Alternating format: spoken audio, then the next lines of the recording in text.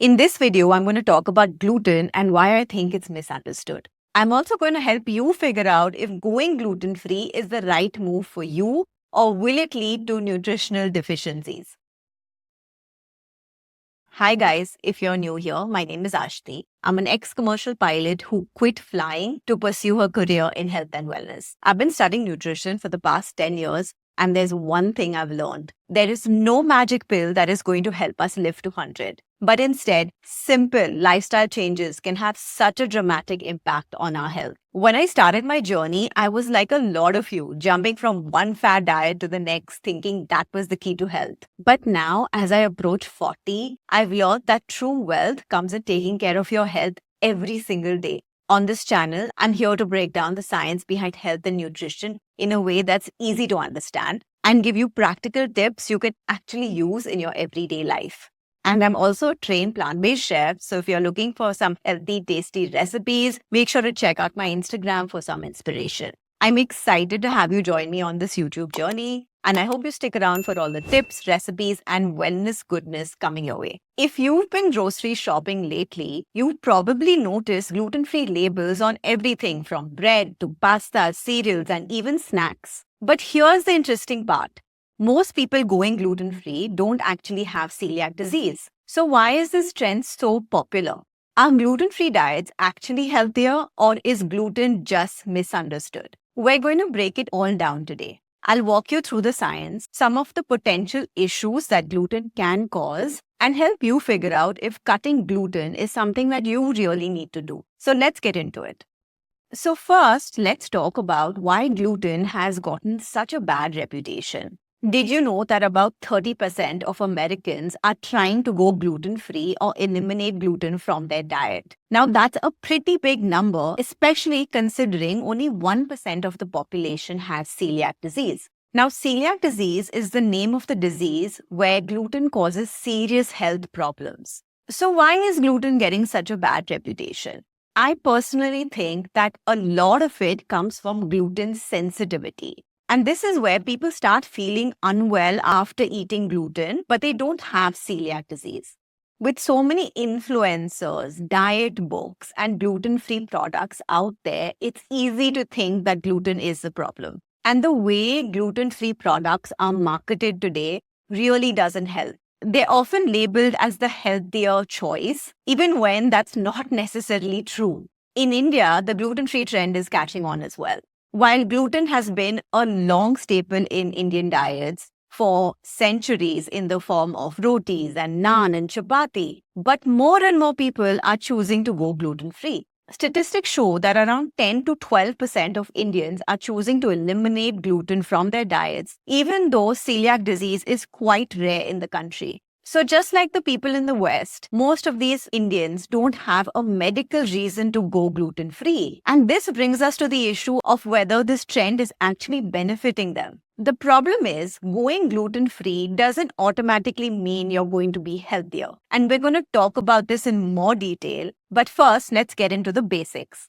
So let's start with what is gluten. Now, gluten is a protein found in wheat, barley, and rye. It's what gives bread that nice chewy texture and it makes the dough rise. Now, gluten is made up of two proteins, glutenin and gliadin.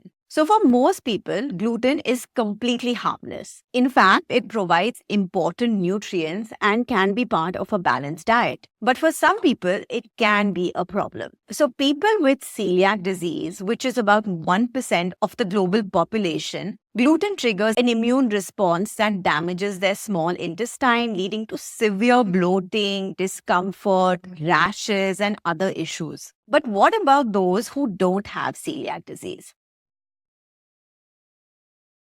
This is where non-celiac gluten sensitivity comes in. And this is a lot more popular than celiac disease. I feel like a lot of people do have this. People with this condition experience some mild bloating, gas, and discomfort, even though they don't test positive for celiac disease. So the tricky part is researchers aren't even sure why this happens. Some studies suggest that it might not even be the gluten which is causing the problem, but something in wheat called FODMAPs. Now let's break down what FODMAPs are. So FODMAP stands for fermentable, oligosaccharides, disaccharides, monosaccharides, and polyols. But don't worry, this is just a fancy name for carbohydrates that our body finds difficult to digest in the stomach. So when these carbohydrates get passed into the large intestine, they normally get fermented by the bacteria. But in some people, it can cause issues like bloating and gas, especially those that have IBS or leaky gut and other gut issues. So wheat, barley, and rye contain a type of FODMAP called fructans. So for most people, it's the fructans which is causing the issue and not necessarily the gluten. And this is why a low FODMAP diet, especially for people who have IBS or leaky gut, can be really beneficial. Because if you are on a low FODMAP diet, basically you're reducing your intake of these poorly digested carbohydrates, and therefore your digestive symptoms are also going to improve. And here's where things get really interesting, because I honestly believe that the root cause of these problems are not gluten or FODMAPs, but a compromised gut. Most people shouldn't have any problem digesting gluten or even FODMAPs. FODMAPs, by the way, are in healthy foods like onions, garlic, and even eggplant. So it's not like they're considered bad foods. But if you suddenly start to find that you are sensitive to these vegetables, then I think it's probably more about your gut than these vegetables itself. And that's why I think so many more people have gluten sensitivity these days.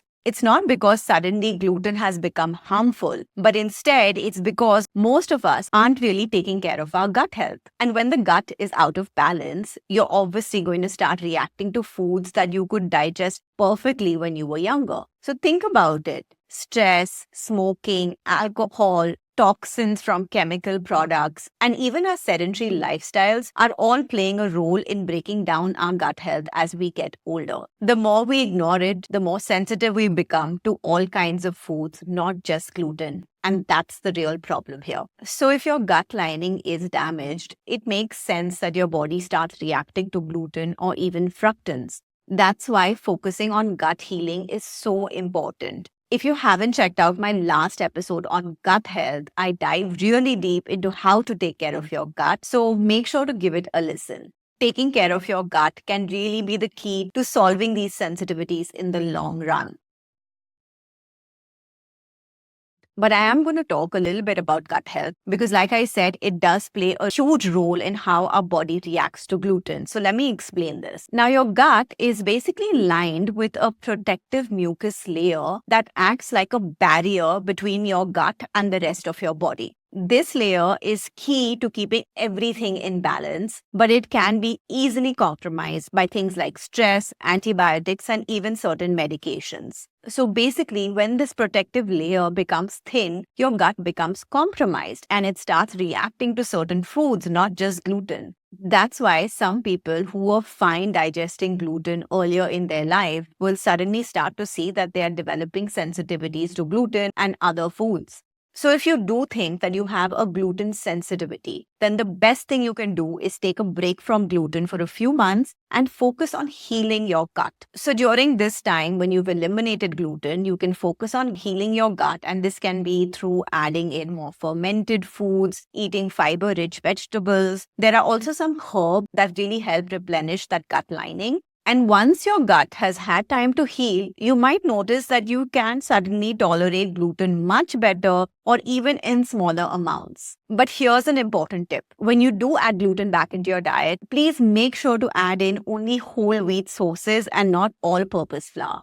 So whole wheat contains the entire grain, which means it has its fiber and nutrients intact. Whereas all-purpose flour has been stripped off the outer grain and all that is left is empty calories. There's no fiber and there's barely any nutrients. So if you are adding gluten back into your diet, please choose options that nourish your body and are not just empty calories. So now let's talk about some of the risks of going gluten-free and adopting a gluten-free diet. I'm going to explain this by giving you an example.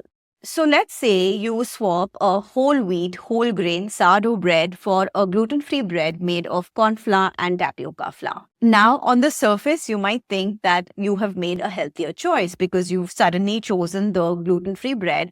And since gluten-free is marketed as healthier, you might think that it's healthier. But here's the thing. That whole grain sourdough was packed with fiber, B vitamins, and minerals which are really good for your gut.